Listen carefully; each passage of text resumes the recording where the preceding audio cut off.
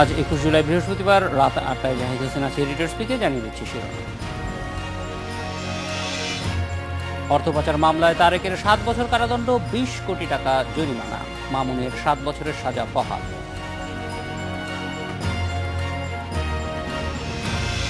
রায়ের কপি পাওয়ার পর তারেকে ফিরিয়ে আনার উদ্যোগ, বললেন আইনমন্ত্রী। সরকারের ইচ্ছা পূরণে রায়, রিজভির মন্তব্য।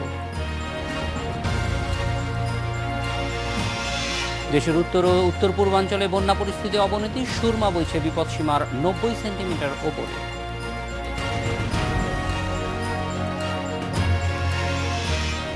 অর্থ পাচার মামলার BNP senior vice chairman Tarique রহমানকে ৭ বছরের কারাদণ্ড দিয়েছে হাইকোর্ট। এছাড়া তাকে ২০ কোটি টাকা জরিমানাও করেছে আদালত। একই মামলায় তার ব্যবসায়ী বন্ধু গিয়াসউদ্দিন আল মামুনের ৭ বছর সাজা বহাল রেখেছে হাইকোর্ট। তবে বিচারিক আদালতে দেয়া তার ৪০ কোটি টাকা অর্থদণ্ড কমিয়ে ২০ কোটি টাকা করা হয়েছে।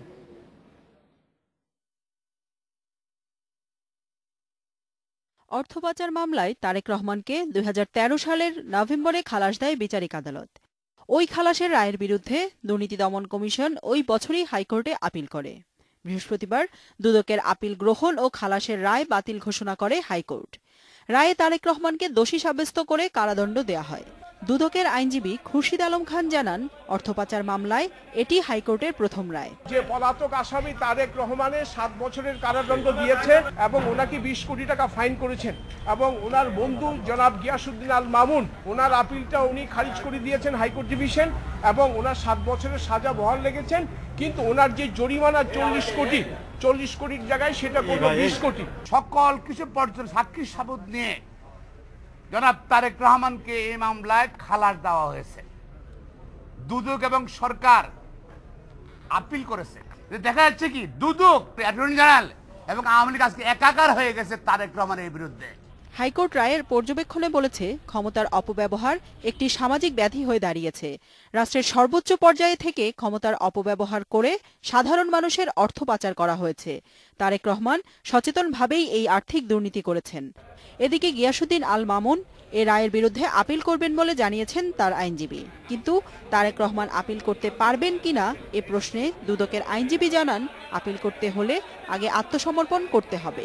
উনি যেদিন গ্রেফতার হবেন অথবা উনি যেদিন সারেন্ডার করবেন সেদিন থেকে এই রায়টি কার্যকরী হবে। ওনার আপিল করার এখতিয়ার আছে। আপিল করার আগে ওনাকে সারেন্ডার করতে হবে। সারেন্ডার করে জেলে যেতে হবে কাস্টডিতে, কারণ এটা হাইকোর্ট ডিভিশনের রায়। এটা আপিল করতে হয়, লিমিটেশন হলো উইদিন 30 ডেজ। তিনি চিকিৎসার জন্য বিদেশে আছেন।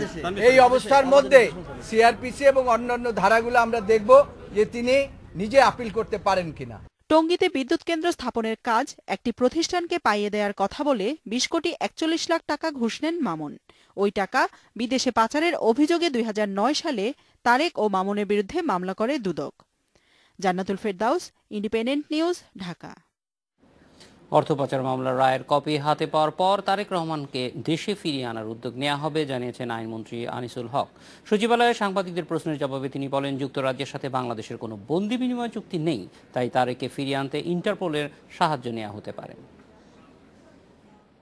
ইন্টারপোলের মাধ্যমে আমরা যদি যাই তাহলে পরে তাকে ধরে আনার সম্ভাবনা আছে, এবং যদি চুক্তি করেও আনতে হয় তাহলে আমরা আলাপ আলোচনার মাধ্যমে চুক্তি করার চেষ্টাও করব। লন্ডনে বসে তার আপিল করার কোনো সুযোগ নাই। তারেক রহমান যদি নিজে এসে সারেন্ডার করে এই সাজা খাটা শুরু করতে থাকেন তাহলেও তিনি আপিল বিভাগে আপিল করতে পারবেন। সরকারের ইচ্ছা পূরণ করতেই অর্থ পাচার মামলায় নিম্ন আদালতের খালাসের রায় বাতিল করে তারেক রহমানকে সাজা দেওয়া হয়েছে বলে অভিযোগ করেছে বিএনপি।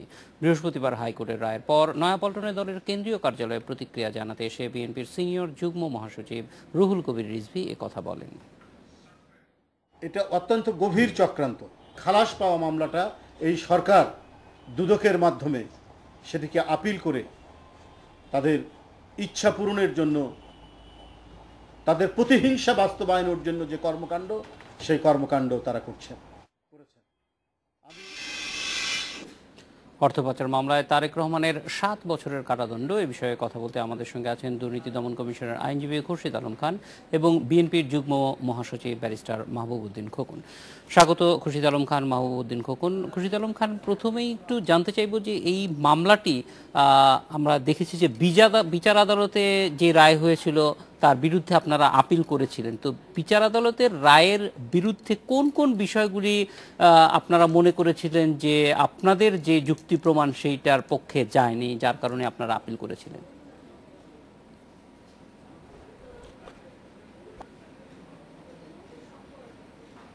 সাজা হোক, তার বিচারিক আদালতের রায়ের বিরুদ্ধে আপিল করার ক্ষমতা মাননীয় দেয়া আছে।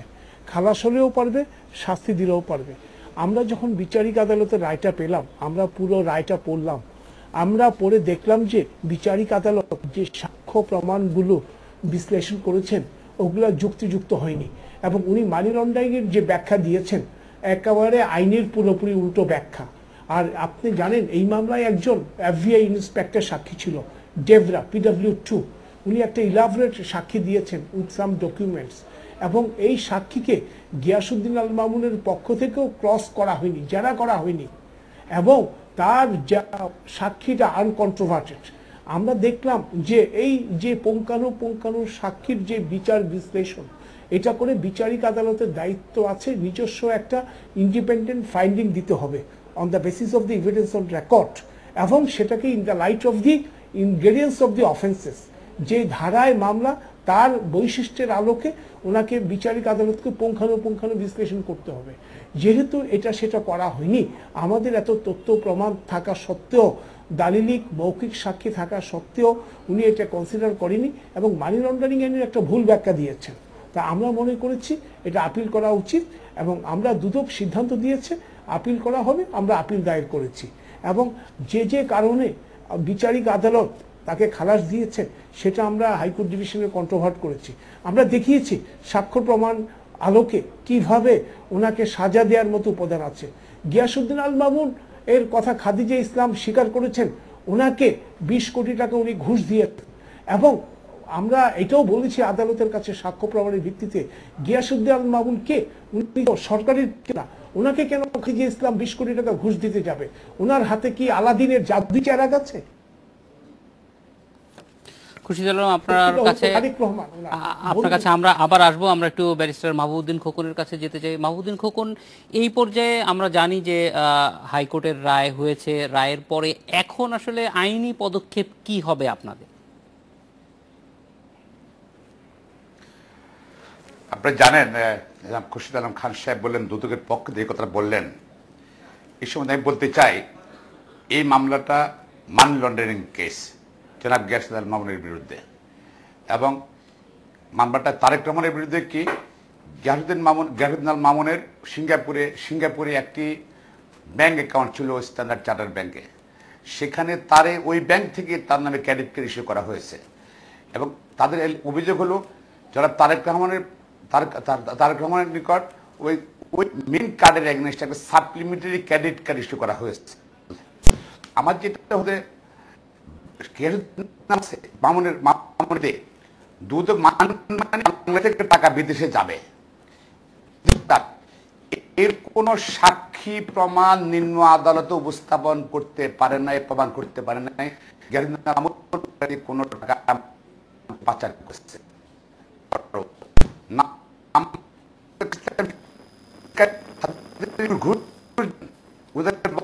সঠিক যদি হয়, যদি বাংলাদেশি বাংলাদেশি আসামি করেনি কেন? Because he is a set up witness, এবং এটা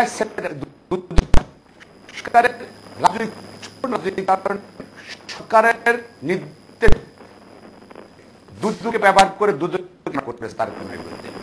আর পৃথিবীতে বিরল সাপ্লিমেন্টারি ক্রেডিট কার্ড হোল্ডারের কোথাও কোনো লাইবিলিটি নেই, বাংলাদেশও নাই, বিদেশও নাই। যেমন আপনার নিকট আপনার একটা সাপ্লিমেন্টারি একটা ক্রেডিট কার্ড ইস্যু করা হলো, আপনি স্ত্রীর নামে তো করলেন, কলেজে পড়ুয়া সন্তানের নামে সাপ্লিমেন্টারি ক্রেডিট কার্ড দায়িত্ব। মাহবুবউদ্দিন খোকন, আমরা একটা বিরতিতে যাব, বিরতির পর আপনাদের দুজনের কাছে আবার আসছি, একটা ছোট্ট বিরতির পরে ফিরছি। একটু স্পিকে নিচ্ছে একটা বিরতি।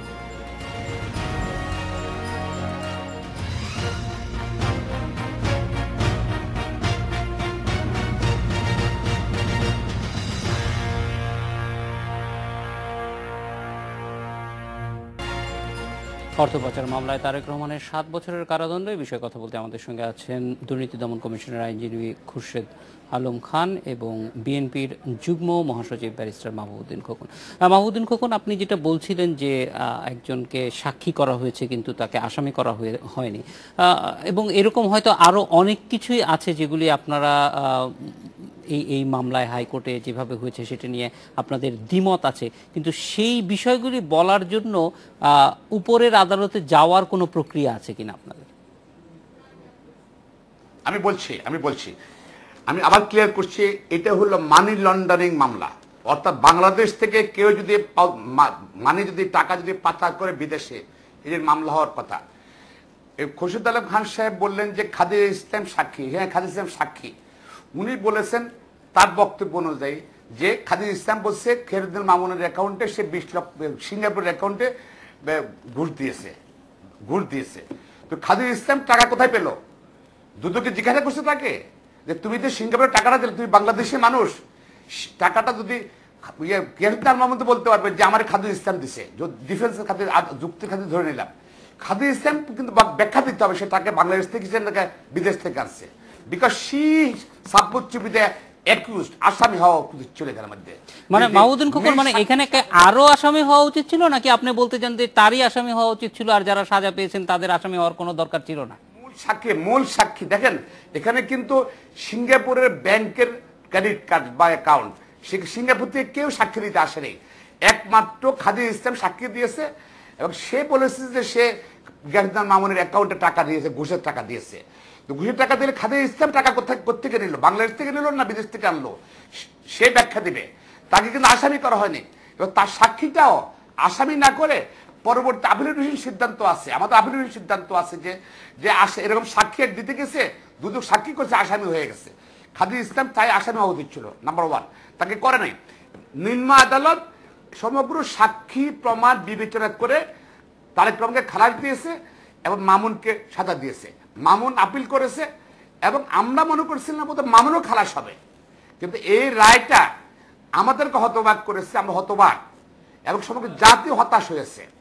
আর দেখেন দুদকের কাণ্ডটা দেখেন, নিম্ন আদালতে কেন তারেক রহমানকে খালাস দিল, যে বিচারক খালাস দিল তারপরে সেই বিচারককে গ্রেপ্তার করার জন্য দুদক কিন্তু চেষ্টা চালালো, সে বদলোক জীবন বাঁচাইছে এখন বিদেশে যেয়ে। তো মানে দুদক যা চায়, সরকার যা চায় সেবার রায় দিতে হবে এবং সেই বিচারক দেশে নাই, কিন্তু বিদেশে পালিয়ে গেছে এই রায় দিয়ে। আপনি রায় দিতে পারবেন না, দুদকের পক্ষে দেবেন, না দিলে কিন্তু আপনার বিপদ আছে। এই অবস্থা বাংলাদেশের বিচার ব্যবস্থা চলছে। আমি যেটা বলছি, এখানে মধ্যে আমরা আপিল করেছে খেরুদ্দিন মামুন।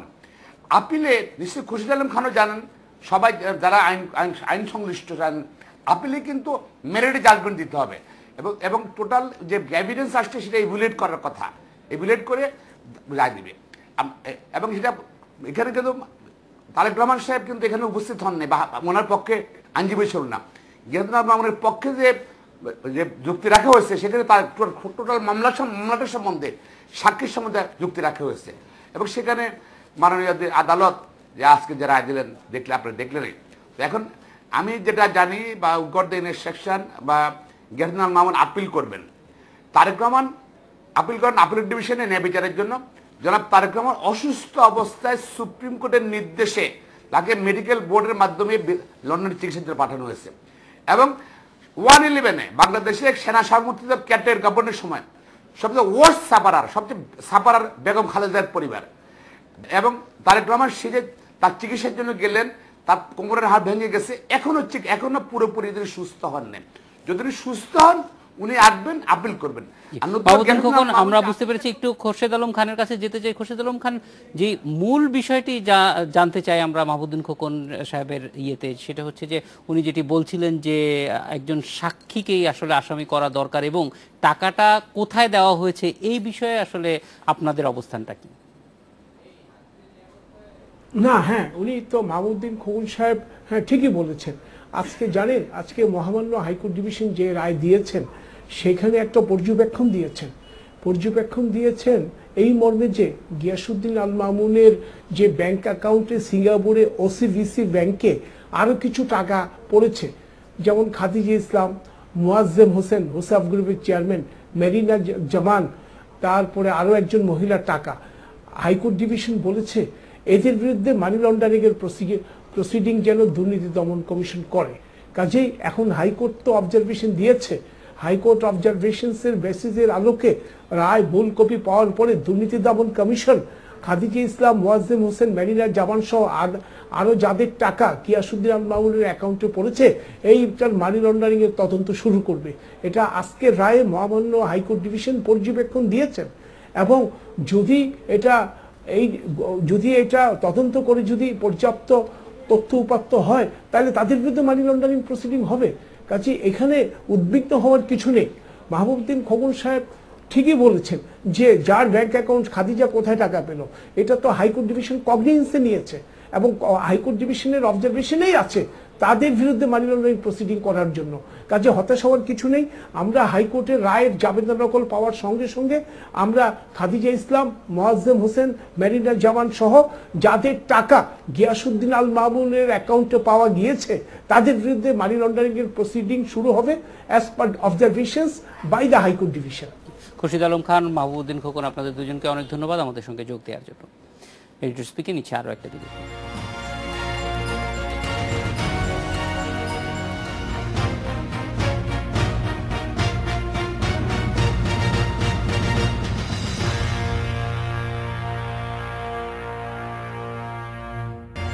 দেশের উত্তর ও উত্তর পূর্বাঞ্চলের 5টি জেলায় বন্যা পরিস্থিতির অবনতি হয়েছে। পানি বাড়তে শুরু করেছে যমুনা, সুরমা, তিস্তা, ব্রহ্মপুত্র, ধরলা নদীতে।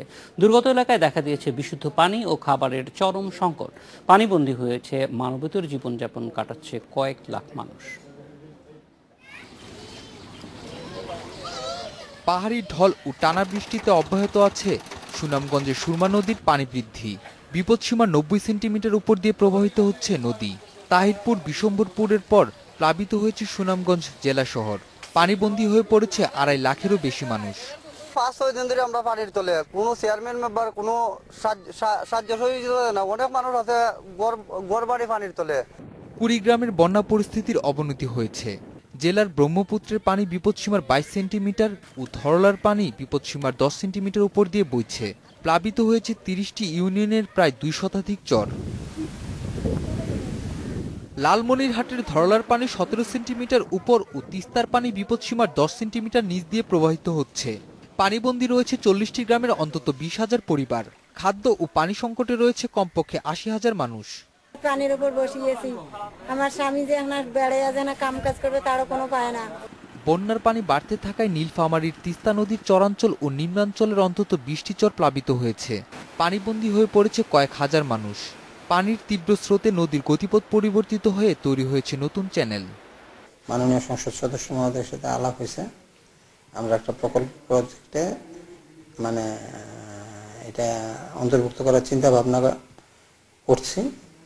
বগুড়ায় যমুনার পানি বাড়ায় সোনাতলা, সারিয়াকান্দি ও ধনুটের চরাঞ্চলে পানিবন্দী অন্তত 30,000 মানুষ।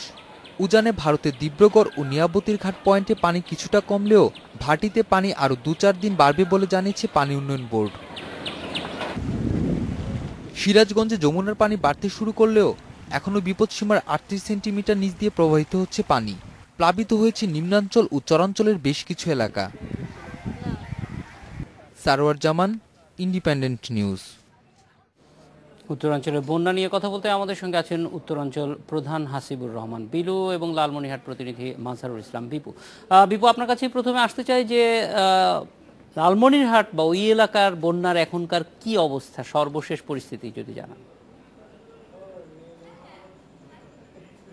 লালমনিরহাটের বন্যা পরিস্থিতি এমন একটা, আমাদের লালমনিরহাট জেলা, সেখানে ধরলা এবং তিস্তা নদী পাশে আমাদের লালমনিরহাট জেলা গত 3 দিন ধরে বিপদসীমার উপর দিয়ে পানি আপডাউন ও বিপদসীমার উপর দিয়ে যাতায়াত করতেছে। বর্তমানে ধরলা নদীর পানি বিপদসীমার 17 সেন্টিমিটার দিয়ে প্রবাহিত হচ্ছে, যেখানে সকালবেলা ছিল 10 সেন্টিমিটার উপরে ছিল।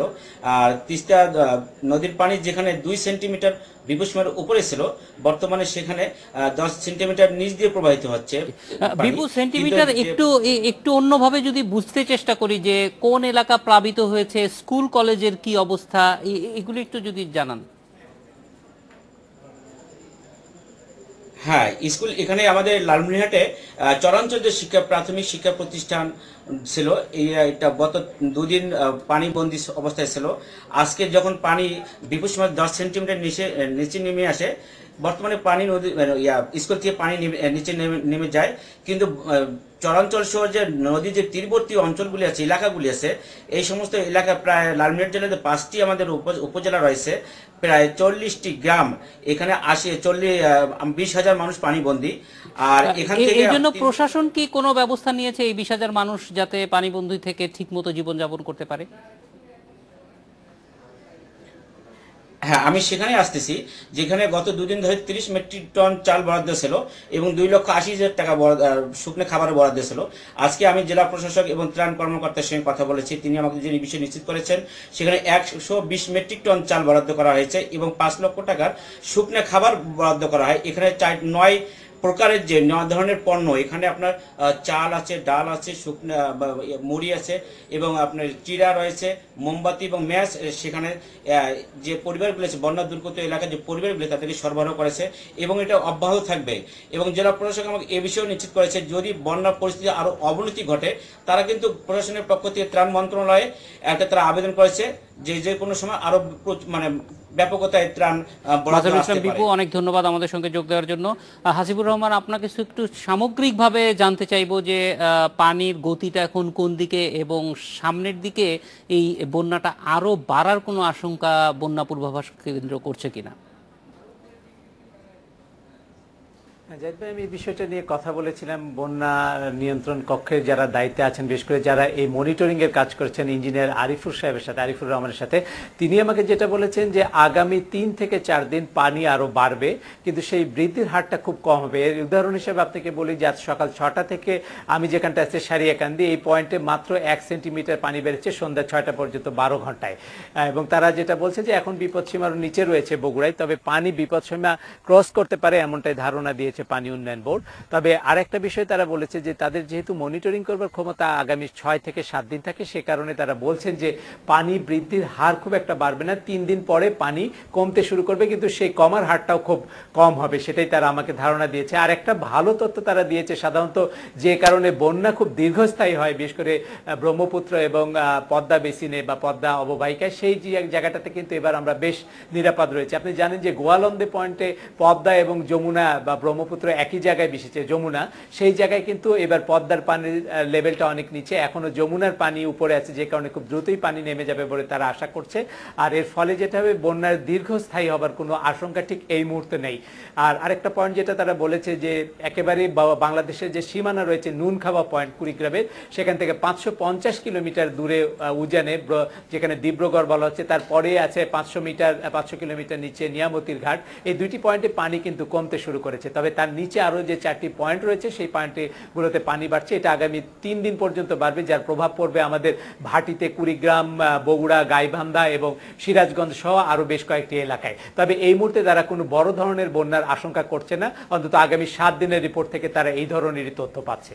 হাসিবুর রহমান, এমনি কৃষিতে কি কোনো প্রভাব পড়ার সম্ভাবনা আছে এই সময়, বীজতলা বা অন্য কোনো দিকে? জাহিদ ভাই, আমি গত পরশু এবং আজকে এই সারিয়াকান্দির কিছু চর এলাকায় আসতে পেরেছি বা যাওয়ার সুযোগ আমার হয়েছিল, তাতে আমি দেখেছি যে বেশ কিছু চর এলাকা কিন্তু তলিয়ে গেছে, যার ফলে যে একটি বীজের সংকটের আশঙ্কা কৃষি বিভাগের লোকজন করছে। তবে সেই পানি যদি খুব দ্রুতই নেমে যায়, তবে এই সংকটটা খুব বেশি হবে না বলে তারা মনে করছে। আপনাকে আরেকটা বিষয় জানিয়ে রাখি, এখন কিন্তু একটা প্রযুক্তি কৃষি সম্প্রসারণ বিভাগ বের করেছে, সেটা হলো যে উঁচু এলাকায় বীজতলা করা, তারপরে সেখান থেকে সরিয়ে নিয়ে গিয়ে আবার খেতে ধান লাগানো। সেই কারণে সংকট হলেও এটা মোকাবেলার পরিবেশ বা সুযোগ সৃষ্টি করতে পেরেছে কৃষি সম্প্রসারণ অধিদপ্তর। হাসিবুর রহমান, আমাদের সঙ্গে থাকুন, আমরা একটা বিরতির পর ফিরে আসছি। নিচে 1 মিনিট 18 সেকেন্ডের বিরতি।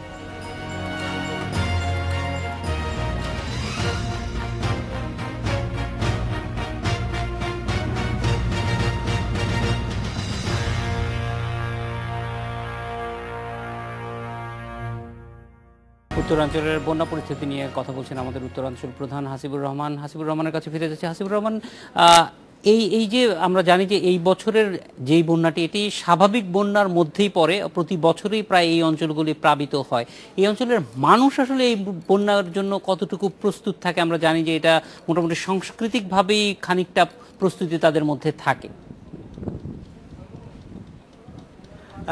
বিষয়টা ঠিকই বলেছেন আপনি, যে আসলে যারা চরে বাস করে বা নদীর তীরে থাকে তাদের কিন্তু একটা পরিবেশের সাথে অনেকটা খাপ খেয়ে নিয়েছে, এবং বন্যা হলে তারা ঘর বাড়ি সরিয়ে নেয়, আবার দেখবেন যে তার জায়গায় ফিরে আসে।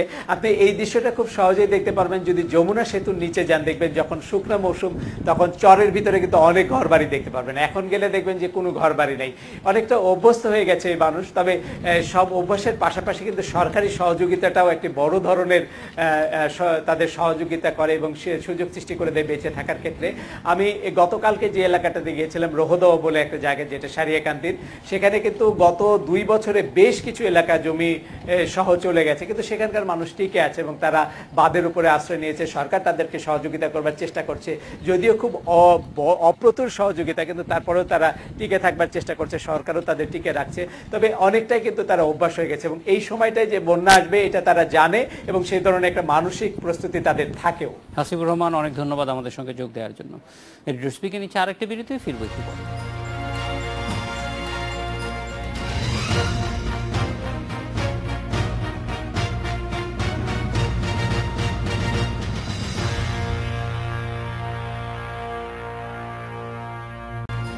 সুন্দরবন নিয়ে বিতর্ক আয়োজন করায় শিল্পকলায় হল বরাদ্দ বাতিল করা হয়েছে তীরন্দাজ নাট্যদলের। বুধবার সন্ধ্যায় কণ্ঠনালীতে সূর্য নামে সুন্দরবন বিষয়ে একটি নাটক মঞ্চায়নের কথা ছিল তীরন্দাজের। জাতীয় নাট্যশালায় মূল মিলনায়তনে উপস্থিত ছিলেন তেল গ্যাস রক্ষা জাতীয় কমিটির সদস্য সচিব আনু মোহাম্মদ বাহাস। নামের এই বিতর্ক অনুষ্ঠানে নাট্যকর্মীরা সুন্দরবনের রামপাল বিদ্যুৎ প্রকল্প তৈরির বিষয় নিয়ে আলোচনা করেন। তবে অনির্ধারিত অনুষ্ঠানের আয়োজন ও সংশ্লিষ্ট নাটকের সঙ্গে সম্পর্ক না থাকায় হল বরাদ্দ নীতিমালা অনুযায়ী নাটকটি মঞ্চায়ন বাতিল করে শিল্পকলা কর্তৃপক্ষ। এ বিষয়ে কথা বলতে আমাদের সঙ্গে আছেন তীরন্দাজ রেপার্টরি পরিচালক দীপক সুমন। কথা বলবো তার সঙ্গে। স্বাগত দীপক। আমরা একটু জানতে চাই যে কোন পরিপ্রেক্ষিতে বা কোন প্রেক্ষাপটে আপনাদের হল মঞ্চায়নটি বাতিল করা হলো? আমাদের বাতিল বলতে আসলে আমরা গত বৃহস্পতিবার রাতে শিল্পকলা থেকে একটা ফোন পাই যে শিল্পকলার হল ফাঁকা হয়েছে। সেই পরিপ্রেক্ষিতে আমাদের একটি ফাঁকা ডেটে আচমকাভাবেই গত বৃহস্পতিবার রাতে ফোন করে বলে যে একটি ডেট ফাঁকা হয়েছে, আপনারা নাটক করতে পারেন বা আপনারা অনুষ্ঠানের জন্য ব্যবহার করতে পারেন। আমরা বৃহস্পতিবার রাত যেহেতু হয়ে গেছিল, রবিবার সকালে আমরা ওই হল বরাদ্দ টাকাটা জমা দিই। তারপরে বুধবারে আমাদের অনুষ্ঠান, মঙ্গলবার রাতে আমাদেরকে জানানো হয় যে আপনারা নাকি ভিডিও করবেন, ভিডিও করতে হলে আলাদা অনুমতি নিতে হয়। সেই অনুমতির জন্য আমাদেরকে বলা হয়। রাতে যেহেতু বলেছে, পরের দিন বুধবার সকালবেলা আমরা অনুমতির জন্য যাই। অনুমতিপত্র তারা ওই আবেদনপত্র তারা গ্রহণ করেন। গ্রহণ করার পর ফোনে আমাকে সচিব পরিচয় দিয়ে একজন বলেন যে এই অনুষ্ঠানটির বাহাসটি করতে পারবেন না, নাটকটি করেন। আমরা বললাম কেন? বললো যে এই ধরনের অনুষ্ঠান শিল্পকলায় অ্যালাউড না। তো আমরা তাকে বললাম যে আমরা এর আগে আনু মোহাম্মদ স্যারকে নিয়ে চারিদিকে প্রলয় ঘটছে, চোখ বন্ধ রাখুন এই শিরোনামে আমরা একটি আলোচনার আয়োজন করেছিলাম রঙ্গমাতুন সোলাইমান মেলায়, বা এই বাজারে কি নিয়ে নাটক, কেন নাটক, এ ধরনের নানা আলোচনা হয়েছে। আমি নিজে একসময় আরণ্যক নাট্যদলে কাজ করতাম, সেখানে আমরা অনেক কমরেড জসিমউদ্দিন মণ্ডল থেকে নানা ব্যক্তিত্বকে নাটকের পূর্বে, সেটা বিভিন্ন জায়গায় শিল্পকলা একাডেমি থেকে শুরু করে বিভিন্ন জায়গায় নাটকের পূর্বে বক্তব্য রাখতে দেখেছি। তো উনি বললেন এটা আগে যে কি হয়েছে আমরা জানি না, কিন্তু এখন আর এটা হবে না, আগের রেফারেন্স দিয়ে কোনো লাভ নেই, এটা হবে না। দীপক, এটি কেন, এই সিদ্ধান্তটি কেন এসেছে, আপনাদের কি ধারণা? এই সিদ্ধান্তটি কেন, আমরা পরিষ্কারভাবেই আমরা ইনফ্যাক্ট আমরা বলতে চাই যে আমরা কালকে বাহাসের অনুষ্ঠানটি সফলভাবেই করতে পেরেছি, কারণ দুপুর 2টা থেকে সন্ধ্যা 7টা পর্যন্ত আমাদের যে বাধাগ্রস্ত করা হয়েছে, সেই বাধাগ্রস্ত করার সমস্ত ঘটনাটি আমরা শ্যুট করেছি, ভিডিও ধারণ করেছি। আমাদের সুন্দরবন ইস্যুতে কথা বলতে চাওয়াটাই অপরাধ ছিল, এবং সেই অপরাধটা করবার পরে তাদের চোখে অপরাধটি করবার কারণে তারা আমাদেরকে বলেছেন অনুষ্ঠান করতে চাওয়ার যে দৃঢ় প্রত্যয় ব্যক্ত করা, সেটাকে হুমকি হিসেবে অভিহিত করেছেন, বিশৃঙ্খলা সৃষ্টি নামে অভিহিত করেছেন। একজন নাট্যকর্মীর নাটক চালিয়ে যাবার প্রত্যয়কে হুমকি মনে করা, এইটাতে শিল্পকলা একাডেমির অবস্থান স্পষ্ট হয়ে যায়। তারা কোন পক্ষে? ধন্যবাদ আমাদের সঙ্গে যোগ দেওয়ার জন্য। এই ছিল আজকের এডিটর স্পিকে। আমন্ত্রণ আমাদের পরের আয়োজন।